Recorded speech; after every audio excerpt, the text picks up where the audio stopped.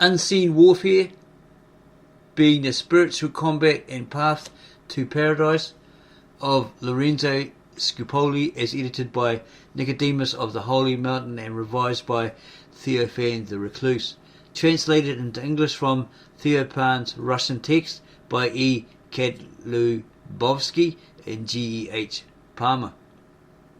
With history of the work by H. A. Hodges, M.A. D. Phil. So he's got a doctorate in philology or philosophy. Professor of philosophy in the University of Reading.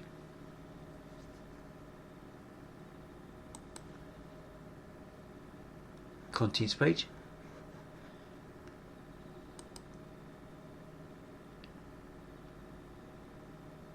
Contents page continued. Continued again. Foreword to the Russian version, 4th edition, Moscow 1904. In the original text of this book, it is said on the title page that the book is written by another, a certain wise man, and that Starets Nicodemus only revised, corrected and amended it and supplemented it with commentaries and extracts from the Holy Fathers. So the book belongs to Starets Nicodemus rather in the spirit than in the letter. In translating the book, it was thought best to incorporate the commentaries and testimonies of the Fathers into the text. And for this and other reasons, it was sometimes necessary to alter the text to make it read smoothly. Therefore, this book should be regarded as a free rendering rather than as a literal translation. Footnote indication, and at the bottom here it has this foreword to the Russian version is presumably by the translator Bishop Theophan. Foreword.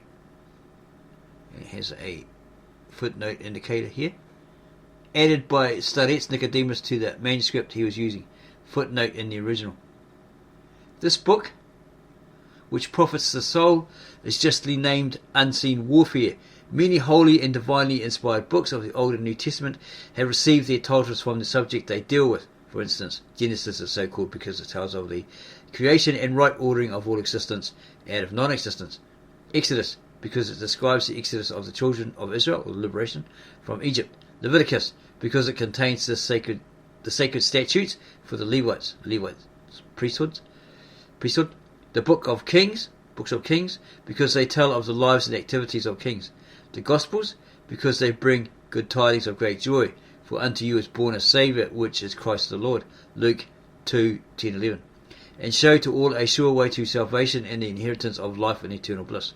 Therefore, who will dispute that the title of this book should be Unseen Warfare, according to its content and the subject it deals with? For it teaches not the art of visible and sensory warfare, and speaks not about visible bodily foes, but about the unseen and inner struggle, which every Christian undertakes from the moment of his baptism, when he makes a vow to God to fight for him, to the glory of his divine name, even unto death. Okay, we weren't told that in church. We got baptized, but hey, excellent. It's given us that extra knowledge. It is of this warfare that the book of Numbers speaks allegorically. Wherefore it is said in the book of the wars of the Lord, Numbers 21:14, it speaks of invisible and corporeal foes, which are the varied passions and lusts of the flesh, and of the evil demons who hate men and never cease to fight against us, day and night, as the divine Paul says, for we wrestle not against flesh and blood, but against the principalities, against powers, against the rulers of the darkness of this world, against spiritual wickedness in high places. Ephesians 6:12. This book teaches that the warriors who take part in this unseen war are all who are Christians, and the commander is our Lord Jesus Christ, surrounded and accompanied by his marshals and generals, that is, by all the hierarchies of angels and saints. The arena, the field of battle, the place where the fight actually takes place, is in our own heart or mind, and all our inner man. The time of battle is our whole life. With what weapons are warriors armed for this unseen warfare? Listen, their helmet is total disbelief in themselves and complete absence of self-reliance. Their shield and coat of mail, a bold faith in God and a firm trust in Him. Their armour and a cuirass, or sword. Cutlass, right? Instructions in the passion of Christ. Their belt, cutting off bodily passions. Their boots, humility and a constant sense and recognition of their powerlessness. Their spurs, patience in temptations and repudiation of negligence. Their sword, which they hold ever in one hand, is prayer, whether the lips or within, with the lips or within. In the heart, if you use Eastern terminology, would be in the mind. Their three-pronged spear, which they hold in the other hand, is a firm resolve in no way to consent to the passion which assails them, but to repulse it with anger and wholehearted hatred. Their pay and food, sustaining them in their resistance to the enemy, is frequent communion with God, both through the mystery of the Holy Eucharist and inwardly the clear and cloudless atmosphere, which enables them to see the enemy from afar, in a constant exercising of the mind in the knowledge of what is right in the eyes of the Lord, and a constant exercising of the will in desiring only what is pleasing to God, peace and quiet of the heart, tranquility, calm, unstirred, right? It is here in this unseen warfare that in this book, or rather in the wars of the Lord, that Christ's warriors learn to discern the various forms of prelest, footmark indication below, and in the Russian by the looks of it. The nearest English equivalent seems to be beguilement. Compare the serpent beguiled me and I did not eat. It's Eve. And I did eat. The serpent beguiled me and I did eat. That's Eve in the book of Genesis, chapter 3, chapter 3:13, very small there. But the meaning of prelest is both wider and more technical. It has seemed best, therefore, to leave the word untranslated throughout the book. In general, it translates as a Greek word. The latter literally means wandering or going astray. Compare, and it's got the Greek there, deceiver, impostor. Prelest is the resulting state in the soul which wanders away from truth. If we may paraphrase Bishop Ignatii Bianchanov, died 1867, we could define prelest as a corruption of human nature through the acceptance by man of mirages mistaken for truth, or illusions. We are all in prelest. This book teaches that the warriors who take part in the unseen war are all who are Christians, and the commander is our Lord Jesus Christ, surrounded and accompanied by his marshals and generals, that is, by all the hierarchies of angels and saints. The arena, the field of battle, the place where the fight actually takes place in our own heart or mind, and all our inner man. The time of battle is our whole life. With what weapons are warriors armed for this unseen warfare? Listen. Their helmet is total disbelief in themselves and complete absence of self-reliance. Their shield and coat of mail, a bold faith in God and a firm trust in Him. Their armour and cuirass, or sword, instruction in the passion of Christ. Their belt, cutting off bodily passions. Their boots, humility and a constant sense and recognition of their powerlessness. Their spurs, patience in temptations and repudiation of negligence. Their sword, which they hold ever in one hand, is prayer, whether with the lips or within. In the heart, their three-pronged spear, which they hold in the other hand, is a firm resolve in no way to consent to the passion which assails them, but to repulse it with anger and wholehearted hatred. Their pay and food is sustaining them in their resistance to the enemy, is frequent communion with God, both through the mystery of the Holy Eucharist and inwardly the clear and cloudless atmosphere, which enables them to see the enemy from afar, is a constant exercising of the mind in the knowledge of what is right in the eyes of the Lord, and a constant exercising of the will in desiring only what is pleasing to God, peace and quiet of the heart. It is here in this unseen warfare, that is in this book, or rather in the wars of the Lords, that Christ's warriors learn learn to discern the various forms of prelest, the different wiles, the incredible subterfuges and military ruses which our invisible foes use against us through the senses, through fantasy, or vain imaginations, through loss of the fear of God, and in particular through the false suggestions which they introduce into the heart at the moment of death. The author means suggestions of unbelief, despair, vainglory, and of the demons themselves assuming the aspect of angels of light. But in learning to discern all this, men learn at the same time how to frustrate these wiles of the enemy and to resist them. They learn how to find out what tactical moves to make and what laws of war they must follow in each particular case, and the courage needed to enter into battle. In brief, this author would say that every man who desires salvation will learn through this book how to conquer his invisible foes in order to acquire the treasure of true and divine virtues and to be rewarded with an incorruptible crown and a token of eternity, which is union with God, both in this life and in the future. So, Christ-loving readers accept this book graciously and gladly, and learning from it the art of unseen warfare. Strive not merely to fight, but to fight according to the law, to fight as you should, so that you may be crowned, receive that crown of eternal life, right, as your reward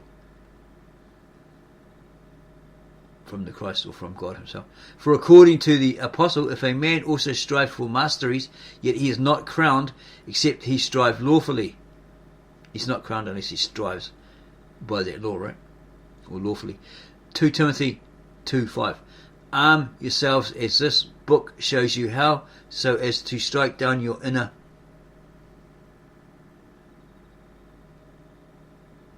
and invisible foes or enemies, which are the soul-destroying passions and the originators and instigators, the demons.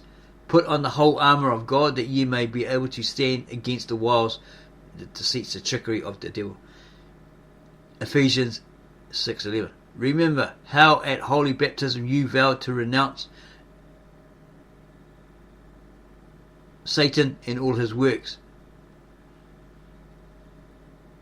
Okay, most just went under the water, came up wet, or came up a new person. They weren't actually told this.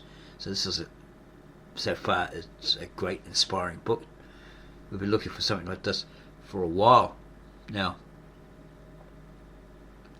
Remember how at holy baptism you vowed to renounce Satan and all his works, all service of him and all his pride, that is, love of lust, love of glory, love of money, and other passions. So strive with all your might to turn him back, to put him to shame, and to overcome him with every perfection. So he'll flee from you, he'll run away from you. And what of the rewards which await you in this victory? They are many and great. Hear of them from the lips of the Lord himself, who makes you this promise in the Holy Revelation. Well, probably the book of Revelation. Or maybe it's meaning in the sense that which is revealed. Spiritual revealing. To him that overcometh will I give to eat of the tree of life which is in the midst of the paradise of God. Okay, it's from Revelations. Revelations 2:7. He that overcometh shall not be hurt of the second death. Revelations 2:11. To him that overcometh will I give to eat of the hidden manna. Revelations 2:17. And he that overcometh and keepeth my works unto the end, to him will I give power over the nations. And I will give him the morning star. Revelations 2:26-28. He that overcometh, the name shall be clothed in white raiment. I will confess his name before my Father and before his angels. Revelations 3:5. Him that overcometh will I make a pillar in the temple of my God. Revelations 3:12. To him that overcometh will I grant to sit with me in my throne. Revelations 3:21. He that overcometh shall inherit all things, and I will be his God, and he shall be my son. Revelations 21:7. See what gifts, see what rewards, see this eightfold, many-coloured, incorruptible crown, or rather these crowns prepared for you, brethren or brothers, if you overcome the devil. So now take up this aim, take up this work, and abstain from all things, that no man take thy crown. Revelations 3 11. For it is indeed most shameful that those who compete in games and physical and external feats of valour abstain from more things 5 times more strictly in order to get a perishable wreath of wild olive, or of palm, or fig, or laurel, or myrtle, or of some other plant. But you, who can receive an incorruptible crown, spend your life in negligence and carelessness. Cannot even the word of St. Paul make you wake up from your sleep, from your slumber, when he says, Know ye not that they which run in a race run all, but one receiveth the prize? Okay, you all enter a race, you start the race, you're running down the track, you don't suddenly give up, okay, because you won't get that prize at the end. Okay, you won't receive that reward, that crown, okay, in that sense. So run, that you may obtain. And every man that striveth for the mastery is temperate in all things. So we have a video that we can put at the end as an end screen with this guy on YouTube, live debates. He debases people, he undermines them, he cusses them, and he says, your mother's a she-goat, or she's a she of this, she's a she of that, you're effeminate, you're this, you're that. That is not of God. That's what it's talking about. Okay? That's not how you talk to other people. You don't call a woman a she, a prostitute, and all that sort of stuff. It's just not on. It's not of Christ.